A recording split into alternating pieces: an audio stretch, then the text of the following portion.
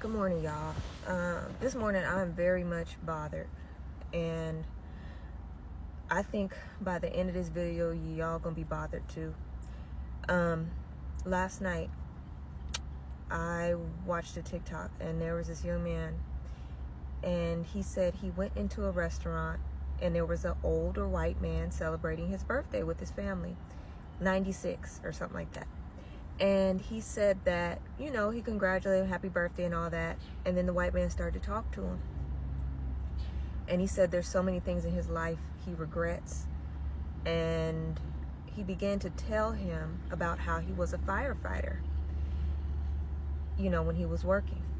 And he said that back in the 60s and 70s, times were different. And he said it was very common practice, him included, he admitted to this, that there would be burning buildings, burning cars, or burning structures where black people were in there, and they would pretend like they didn't hear their screams and not save them on purpose. And he said, the last time that he did it, he went into a building to go get a baby, a black baby. And he went in, he heard the baby screaming and crying, and he just stood there. And came out and said, "Oh, I couldn't save him." And the young man said, for a second, I wanted to pull the plug on his old behind, right? But then he came back and said, wait, of course they did. Of course they did. And it wasn't just him. This was the whole police department for years and years and years. Not just him, but everybody else in the police department. In the fire department. But like I was saying, he said, of course they did. They all hate us. It don't matter what field they're in. He was like, I knew police, people at the job, in every other area and sector and in the hospitals. He's like, but you would never think that another human being would let another human being burn to death, hear their screams and just stand there and let them die. But of course they did. And I don't know if this was this old man's way of kind of like apologizing or coming clean about it to make him feel better. But let me tell y'all something. That made me so, that made me so sick. But I'm not surprised. When there's a group of people that used to have barbecues, cookouts over a hanging families. They would have families of hanging people, black people, and have a barbecue up under their bodies. Kids running around playing, smiling. How could you expect anything more from that? How could you? There's a lack of empathy that just blows my mind. And nobody gets away with anything. So when you see these older people walking around and it's because of all that demonic evil sin that they've done to us in particular in their day. And if anybody knows me, you know that I don't care what color, I really don't. But I'm not going to be shamed into being quiet about the things that have been done against us from a certain group of people. I'm not going to be shamed into being quiet about it. Okay? And they're going to pay for that. They're going to have to answer to God for that. The same way we had to answer, the same way we getting punished, and the same way all this stuff, the oppression, the slavery, all that is happening to us because of what our forefathers did, they're going to pay for it. And I think they're starting to realize that. Because what's happening is, what I'm noticing is, they're splitting into two. There's one sect of people that realize that, it's coming down, and I think we're in trouble here. Let me try to smooth this over. Hey, let me be nice to them. Let me not discriminate against them. Let me try to get this hate out of my heart against them. And then there's another group of people that knows what's coming, and they say, let me squeeze tighter. Let me do a little bit more, because they're getting out of control. So you guys understand that. Hello brothers and sisters, welcome back to the channel. I'm hoping that you are doing great from wherever you watch me from. As you know, I'm your host and presenter Genetic Stories, and I think that today is a brand new day that God has granted unto us so that we can discuss about these important factors. Remember, there's so much atrocities that has been done to black people in human history, and we have historical revisionists that are always coming out and saying that, you black people stop playing victim. We also we also have other group of people that have gone through difficulties, and you don't need to claim this, you don't need to always talk about this. Well, I might say that I think until it happens to you, or until it happens to someone that you know, or at least you take your time to understand and study black history, you're getting to understand that there's so much that black people have endured. There's so much resilience that black people have showed over time during the history. Why am I saying so? White folks that have studied history, or white folks that really know the truth, has understood that black people really have undergone through a lot of problems, and majority of these problems, they have played part, or if they have not contributed, the problems, they have benefited from all these problems that today we are seeing, right? And so seeing white people come out talk about this, it's really a first step in ensuring that we are really starting to understand the struggles that black people have gone through, and it's important for the world to understand all these concepts.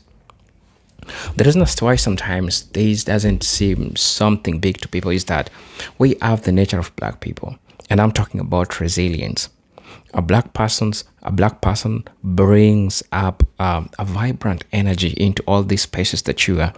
That's how you'll ever see black people being invited in these weddings for them to dance, sing, because they have a vibrant energy.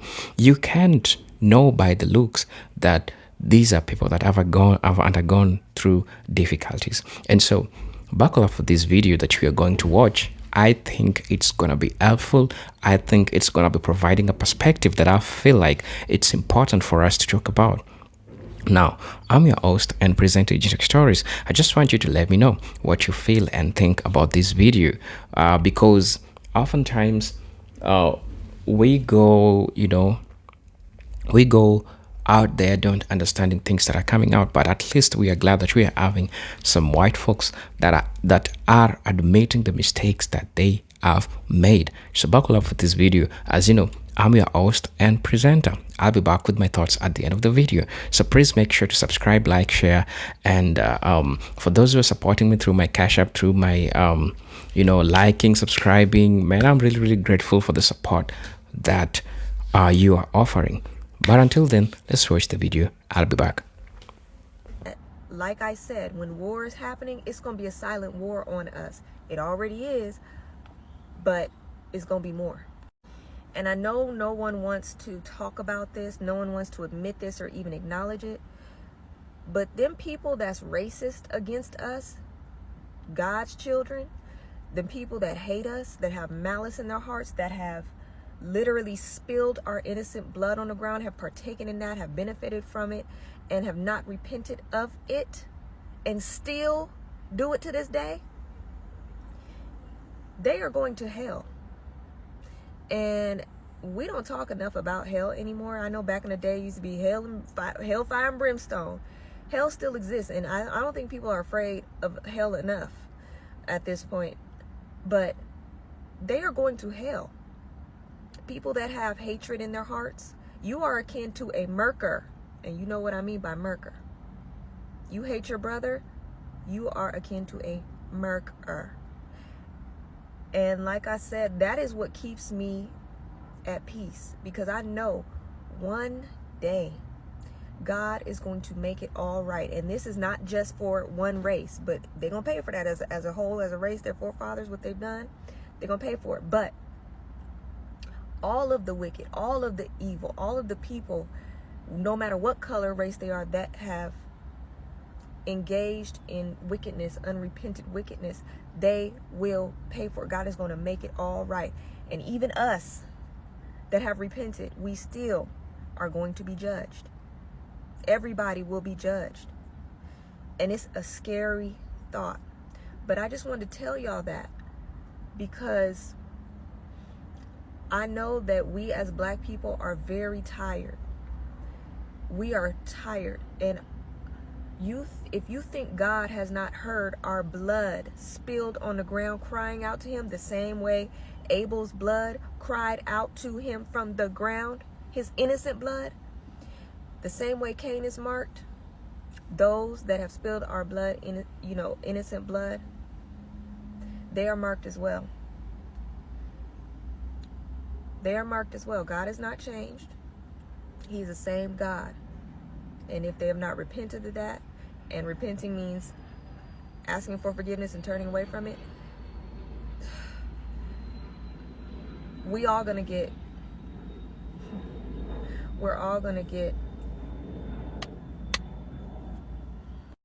let me get away from that. But it's not too much longer now, y'all, and we may never see it in this generation.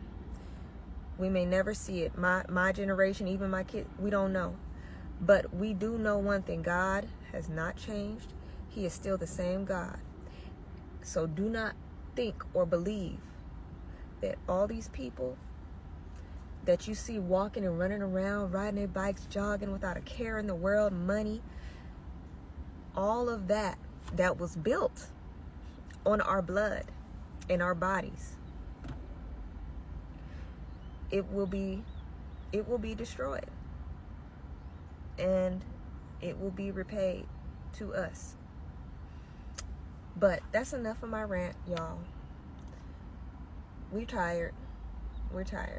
I have accidentally befriended people, white people, who are racist against Black people, but not racist against me because I'm Hispanic. And I just want to explain why I think they're like that. I know that it's obviously not every white person is racist, you guys, but sadly, here in Texas, I have met people who, once I start hanging out with them and they get comfortable with me, they do say racist things, or things that are just not okay directed towards Black people, but they're completely fine with me being Hispanic. A lot of times these are people who, maybe I meet them at work and they hear me translating for like a customer or someone who doesn't speak English, and so they know I speak Spanish, and they find out that I'm Hispanic and everything's fine, and I'm like, oh, like this person is like fun to hang out with. But like I said, they get comfortable with me and then they start saying racist shit. I think the reason they do this is because they romanticize Hispanic culture. So, because me specifically, you guys, I'm Puerto Rican. My mom was born and raised in Puerto Rico. She lived there like the first 20 years of her life until she moved away. And I think they romanticize that specifically because when they think of Puerto Rico, they're like, oh, the beaches, like maybe I should go there next summer on vacation. They think of like West Side Story. They're thinking about like the arroz con habichuelas and the sorollos and the flan and like Prince Royce, Bad Bunny. They're thinking about how, oh, the women are so beautiful, the language is so romantic. It's almost like there's this mystery around it because they don't really know that much. And they're like, oh, like I love Latinos, like I love the culture. And so it's something that they can easily romanticize because there's a lot of things that they like, and it seems almost like this distant, like, oh, Puerto Rico's another country. Even though Puerto Rico is part of the United States, you guys, there are some white people that don't even freaking know that. Like, I remember a few years ago, I was in San Juan because I was visiting my family over there, and I was walking around, and I heard this white lady on the phone, and she was like, I can't talk right now, I'm in another country. And I think I've mentioned this before, but I just can't forget that because she was like older. And I remember turning my head and I was like, girl, like, because like I said, I think some people, they see it as like vacation destination, it's another country. And I also think that these white people that I've known in my life, who end up being racist towards Black people, I think they like me because I'm so freaking pale, dude. And so they're like, oh, Kayla's one of us, but she's like kind of spicy. They kind of still see me as one of them. But the thing is, like, if you're going to be racist, just be racist towards everybody. It doesn't make sense to me why you're picking and choosing who you're going to be racist against. And I think the reason that they are comfortable being racist towards Black people is because, we see Black people everywhere here in the United States. And because of the slave trade, a lot of y'all don't know, specifically where your family is from or, where you're from. You just are like, well, we're just from the United States because sadly, because of all the horrible things that happen, I know that a lot of y'all can't trace back specifically where you were from, And so the romance and the mystery is gone. It's just like, oh, they're just Black people, whatever. And, I think it's also envy because they are envious of like your big lips, how, your dark skin, because we see a lot of white people who are obsessed with being tan. And, I think they're also envious of like how you guys are just naturally curvy or strong. And again, You guys, I'm not trying to just trash on white people. It's just that I don't even make white friends anymore here in Texas because this has happened like too many times, honestly, with me, where I'm like, I feel like I just wasted my time like befriending someone because they, like I said, they end up saying racist things about black people when we're alone to me. And I'm like, dude, if you say that about black people, what do you say when I'm not around? You know, because you know that I'm Hispanic. So, for example, with all the things happening with ICE, I'm like, when I'm not there, would you say, oh, they deserve it? Oh, I trust the government. Oh, well, they're probably criminals. Like, what do you say about us when I'm not there? Like, if you're okay being racist towards one group of people, I mean, I have to assume that you're being racist towards me when the time comes or when I'm not there. And, you know, I know this is like a huge rant and I'm not trying to be mean or like be like, I hate white people, but this is literally something that has happened over the course of a couple years, you guys, that it's the same thing happening with me, you know, and I'm just like that, you know, that I've noticed from white people that I will befriend. And that's why I think they do it, because for a long time I didn't get it. I was like, why are you acting like that? And then I was like, oh, okay. You know, I started to connect the dots, but you know, like I said, it's not okay, dude. Like, just don't be racist towards any group of people. You can't pick and choose who you like. Like, that doesn't make sense. One of the biggest realizations I've had as a Black girl who grew up in predominantly white spaces is the fact that A, a lot of your white friends are actually racist, and B, a lot of your white friends are complicit with racism, benefit from it, or are too comfortable with racism to ever say anything. I started to come to this realization during the BLM protests, and this theory has been even furthered with the ICE raids that are currently happening right now. And this complicitness comes in forms of A, having that racist boyfriend that says the N-word and is like so awful and will absolutely do nothing about it, or B, never standing up for anything, never saying anything. I'm not asking you to be like a civil rights leader, this, that, and the third. But a lot of white people are very, very comfortable with what the benefits are through racism. So they will never, ever say anything. They will continue to have people in their circle that are very, very racist people. I will never forget growing up when I went to the mall with this girl and she told me something. She was like, I'm so happy you're not like the others. And then I asked her, what do you mean by the others? And she was like, you know, other Black people, like always sagging their pants and just like the way they act and just this, that, and the third. I was appalled. And this is somebody I thought was like a really good friend of mine. This is so normal. A lot of white people have such biased beliefs, such stereotypes like ingrained in them. They don't even think twice about it. I find this phenomenon so interesting because it really shows that at the end of the day, a lot of humans are just out for themselves and are just going to be thinking about themselves. They're not going to speak up for you in a room full of people that look like them.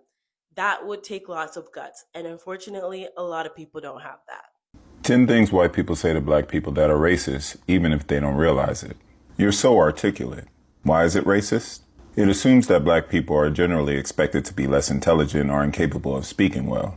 Complimenting basic communication feels patronizing and reveals a biased, low expectation.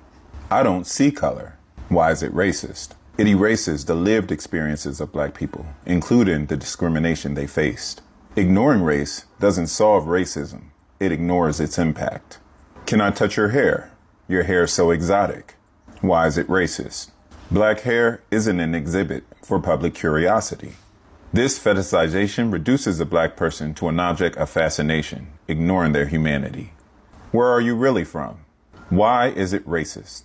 It implies that Black people can't truly be American, are British, etc., and perpetuates the idea that they don't belong. You're pretty for a Black person. Why is it racist? It generalizes all Black people into a monolithic group based on harmful stereotypes. Black people are individuals, not a hive mind. I have Black friends, so I can't be racist. Why is it racist? Having Black friends doesn't absolve someone of racism, nor does it mean they understand or even respect Black experiences. It often comes off as a deflection rather than addressing someone's problematic behavior. You're not like other Black people. Why is it racist? This is a backhanded insult to the broader Black community, reinforcing negative stereotypes while positioning the individual as an exception. Slavery was a long time ago. Why don't you just get over it? Why is it racist? It dismisses generational trauma and systemic inequalities rooted in slavery and ongoing racism, showing ignorance of history and its ongoing effects. All lives matter. Why is it racist? It dismisses specific struggles Black people face by undermining the purpose of Black Lives Matter to address racial inequality and police brutality. Saying all lives matter ignores these disparities. Comments like these often come from ignorance, not malice, but it doesn't make them less harmful. These statements invalidate, stereotype, and patronize Black people and perpetuate the very biases many of them claim they do not have. It's important to listen, learn, and engage with humility to avoid unintentionally reinforcing racism. Oh, liberals and Black people just assume that all white people like me are racist, blah, blah, blah, blah, blah. Yeah, and they are absolutely right to do that. Do you want to know why? Because a white person will see the color of my skin as another white person and immediately assume that I am a safe spot for casual racist commentary. My roommate had an Uber driver yesterday that he's had a handful of times. But yesterday, on this particular drive back to our house, this Uber driver started making casually racist comments about police brutality being warranted against the Black community. To be clear, that is racism. And mind you, this man has no interest in reading books about political policy within the past 60 years. He has no interest in learning about statistics. He has no interest in learning about systemic racism or systemic issues in general. He has no interest in doing that. He has no interest in learning about how enslaved people were supposed to receive reparations. And I believe it was Andrew Johnson that said we were going to do that, but now we're not going to. And then came Jim Crow and Black Code laws. He has no idea that a white man with a criminal record is like 10 times more likely to get a callback interview than a Black man without a criminal record. Most white people do not care to learn. And so they say racist shit in front of other white people because they assume that our skin color is a safe space for casual racism, not realizing that the government has created the conditions of poverty in which Black people live in. That the government has created the conditions in which Black people are funneled in and out of the prison system like a revolving door. Most liberals and leftists and Black people might think that most white people are racist, and that is completely warranted because most white people will see another white person and feel immediately comfortable spouting casually racist comments as if they're going to get immediate approval for those comments. I think the real reason that some white people get upset or like don't understand when they see Black people in spaces that they're in or Black people in positions of authority or advancing and things like that, the reason that they relate it to like, well, it must be like you're getting something that you're not qualified for, like it is racism, but there's another underlying part of that, and it really boils down to the fact that they can't fathom a reality where you advance in life, where you get a position, where you move up at all without stealing something or stepping on somebody or exploiting somebody. They can't, in their brain, they don't have any recall within their collective history of any time period where they've been able to build without stealing or massacring or doing something to somebody else. So like when they see another group of people, whether that be Black people or POC, in positions that they feel like, well, no, that's my position. And when they see them, they think that, well, you couldn't have got it any other way besides taking it from somebody and like stealing it. There's no way you actually worked for it, because in their history and present day, they don't have, even within the country itself, standing up the United States, they don't have any like precedent of like existing, like moving up, like building without taking something from somebody, without stealing. Like they have no creativity in their mind. Well, not even creativity, they have no recall and lack the imagination to imagine that being a possibility. So when they see a black person or a POC in spaces and things like that, it's got to be the DEI thing, even though it don't make sense. That's the only thing they have in their brain. It's like the only way you able to make it, the only way I know you make it in this world is by stealing stuff and like, you know, exploiting and like taking things away from people that belong to them. Take things, and that's it. That's all they got. So yeah, it's the racism, of course, but it's also there's another part of that psychologically where they just don't have the recall. There's no precedent set yet, and they refuse. I don't know, to set a precedent where they can, you know, advance, evolve without exploiting or stealing from other people across the globe and right next door. You know, so that's it.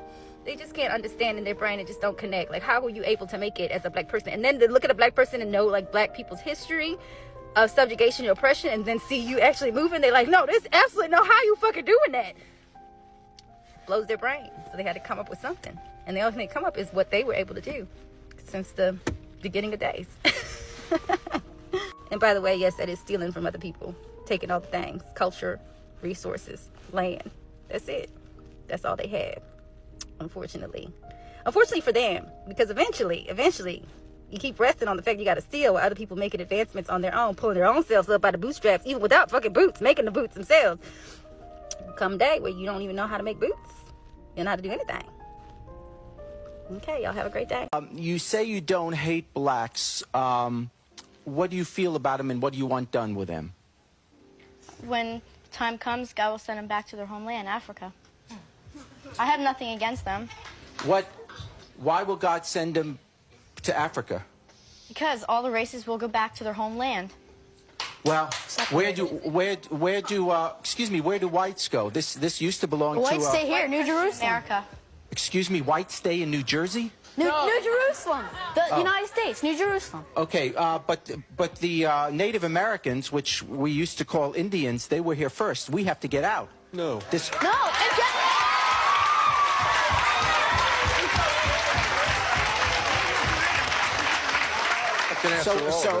So when are you leaving? I'm not leaving. Wait, listen. Okay, I'll listen. In the Bible, it says in Genesis 2, in the chapter of 2, in Genesis, it says that be fruitful and multiply, replenish the earth, and subdue it. Subdue it is to rule over, and he was talking to us Israelites, the Adamites, from Adam. What? He was talking to Adam. Okay, well, We're from Adam. what has that? Wait a sec. What has that got to do with the fact that if we're returning to where we're from, I gotta tell you that if you go back far enough in your family, you're not from the United States of America. Okay, you're probably. I don't care, but white Christian America. You said everybody's got to go back. It's a promised land. God gave it to us. Okay, so, God gave it. That's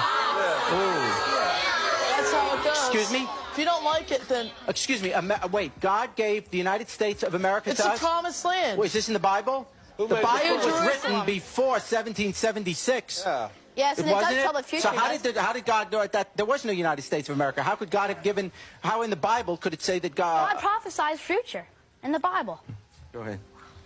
Well, for one, I am a Baptist child, and for one, who do y'all think y'all coming to this state and just saying stuff about our white people here? Us black people were the first people here, cause I'm Indian, and I don't know what's wrong with y'all. Y'all saying y'all gonna kill somebody? I dare y'all come and touch some of them, cause all of us is one color. Cause when the lights go out, all of us are black. God bless you.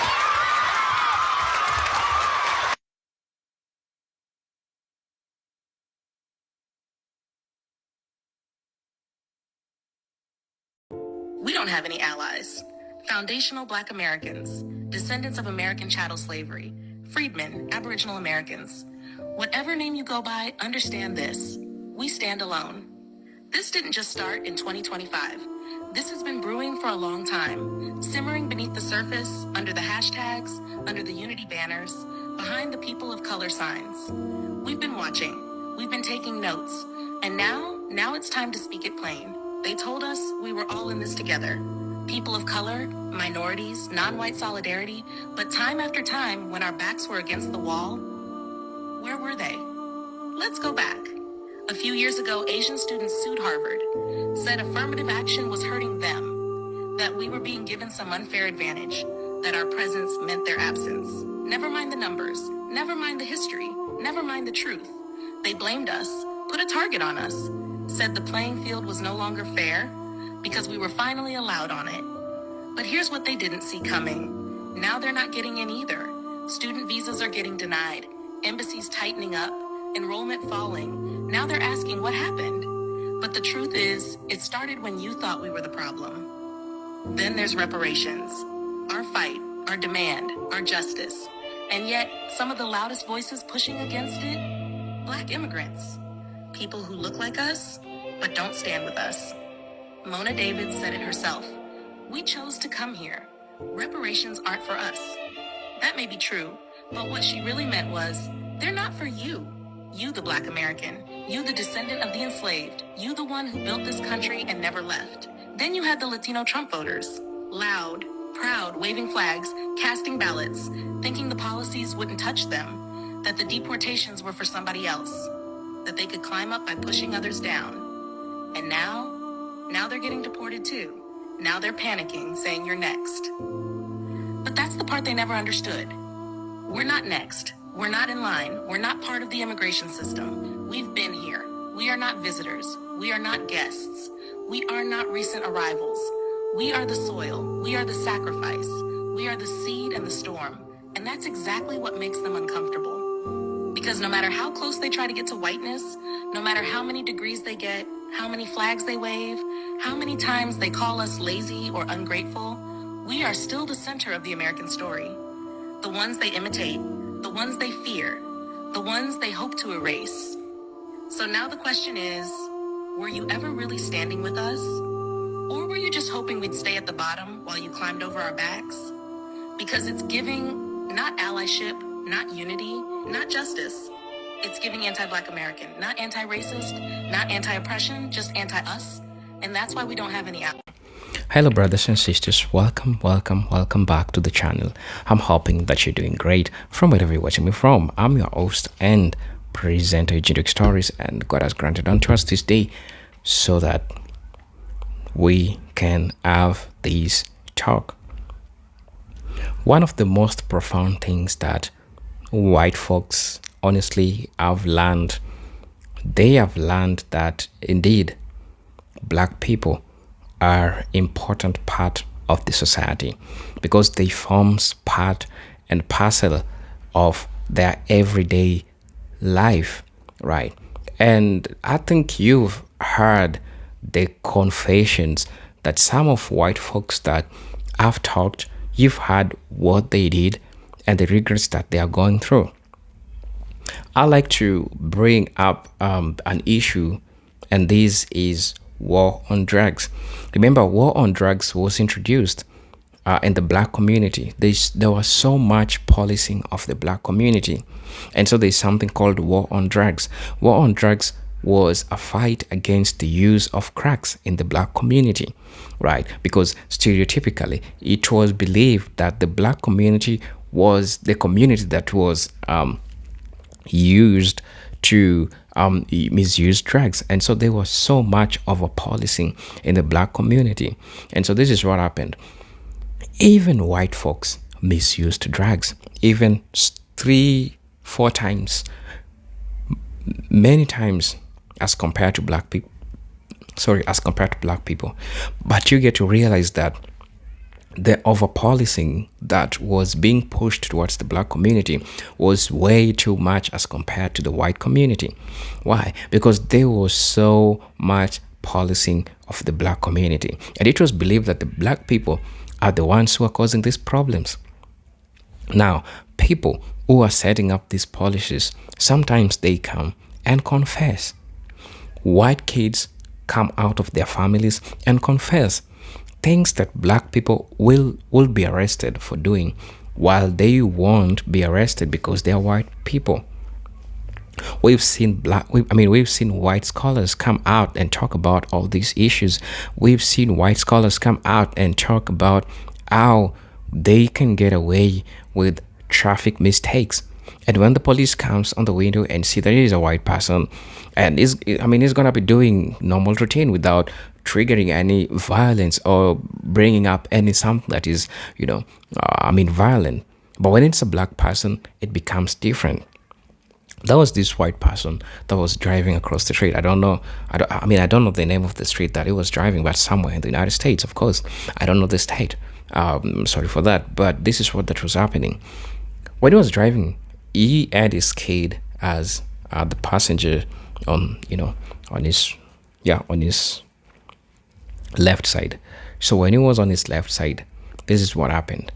The police came, and he was somehow running on a high speed. He was overspeeding. So the police asked him, "Hey, yo, why are you running 40 kilometers? Why are you running 80 kilometers per hour, and this is a place of 40 kilometers per hour?" And they say that, "I'm sorry, I didn't know," and everything. And the kid asked, "Why am I always seeing black people being stopped on the road?" Right? And the father happened that he was recording this on TikTok, and everyone started conversing about this, because when we are seeing all these systemic issues happening, it feels like black people are always making this problem. Well, you need to know that even white folks, they can make these problems even as many times as compared to black people, but it is as many times they can get away with that as compared to black people. And so all these systemic things, we are always seeing white people at least come out and talk about this. And so it's important to put into place that these things happen, of course, but we need people that can admit that black people are not the only ones that are causing problems, because it is often being made that it is black people that are causing problems. And I've seen even some black people that are talking against black people. I've seen black people that are always putting blame on black people. Everything that happens, they will always say it has to do with the black person, right? Without even knowing that even white folks cause this problem, even white folks do these problems.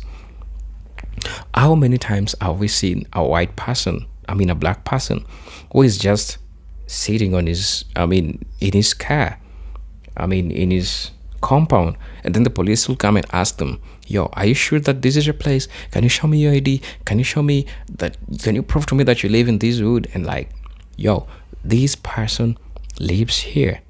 And we've had these instances that we are only getting to see black people are portrayed as thieves. Black people are portrayed as hypersexual. Black people, even in the movies, are given the roles that are crazy.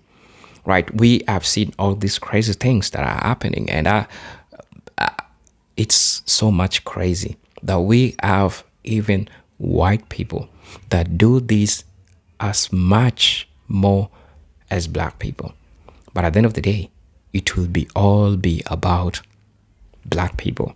The problem is always on the side of a black person, because to them, by default, a default mistake is being done by a black person. And so seeing all these white people come and talk about those, those blind spots that the society has towards all these races, that every problem that a black person, every problem that is being done has always to be something with a black person. And this is something that has been going on, and these are the blind spots that I think we need to talk about. And thanks to white scholars like Chris Hedges, thanks to white scholars like Richard DeWolf, thanks to white scholars like Tib Wise, that has come out to talk about all these atrocities, and they are showing us that these problems are not only tied to black people, these problems are also tied to white people. And so we have blind spots, and these blind spots makes us see that it is black people that are causing all these problems, without even knowing that sometimes white people are cause of the problem. So please let me know what you think about this video. Until then, I'm hoping to see you in my next video. As you know, I'm your host and presenter, Ideological Stories. And for those watching us for the first time, I'm just asking you to please subscribe to the channel, join the membership, and really get to what I can offer you. But until then, let me see you in my next video. Thank you for your time. peace, love, and harmony. Salute.